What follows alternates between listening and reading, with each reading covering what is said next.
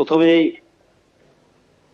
Sir অধ্যক্ষ মহাশয়কে আমি শুভেচ্ছা জানাচ্ছি অষ্টাদশ বিধানসভার স্পিকার হিসাবে নির্বাচিত হওয়ার জন্য।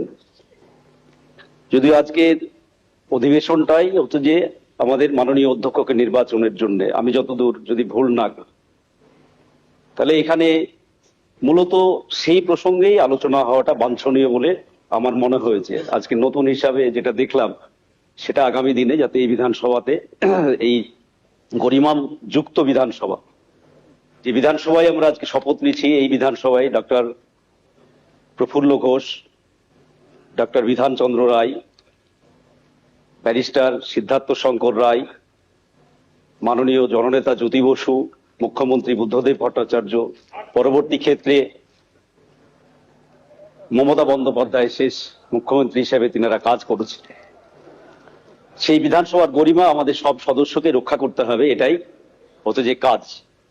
আমি সুদূর মুর্শিদাবাদ থেকে, মুর্শিদাবাদের ডোমকল থেকে নির্বাচিত হয়ে যেদিন মঙ্গলবার শপথ গ্রহণ করলাম, সেদিনই একটু আবেগতাড়িত হয়ে গেছিলাম যে আমি কোথায় এসে এই শপথ নিচ্ছি।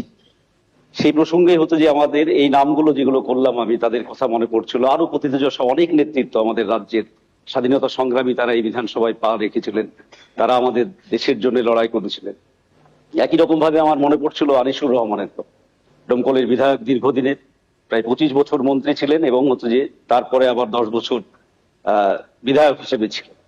স্যার, এটা ঘটনা যে আজকে দাঁড়িয়ে নির্বাচনের পরবর্তী ক্ষেত্রে সংখ্যার দিক দিয়ে বিজেপি ব্যাপক সংখ্যাগরিষ্ঠতা পেয়েছে, আমাদের রাজ্যে ম্যান্ডেট পেয়েছে, এটা অস্বীকার করার তো কোনো জায়গা নেই। মানুষ ভোট দিয়েছে, নির্বাচিত করেছে। কিন্তু বিধানসভা বা লোকসভা আমরা জানি যে আমরা যে কথাগুলো শুনে এসেছি বা শিখে এসেছি রাষ্ট্রবিজ্ঞানে, সেটা হচ্ছে যে হাউস বিলংস টু অপোজিশন। বিধানসভা বা লোকসভা হচ্ছে বিরোধী, এবং এই বিরোধীদের যে কথা বলার অধিকার বা বিরোধীদের যে হচ্ছে যে বক্তব্য রাখার অধিকার, বিশেষ করে সরকারের যে কাজ কর্ম, সেইগুলো গঠনমূলকভাবে সমালোচনা করা, ত্রুটিগুলো ধরিয়ে দেওয়া, এটাই হচ্ছে যে বিরোধীদের একমাত্র কাজ।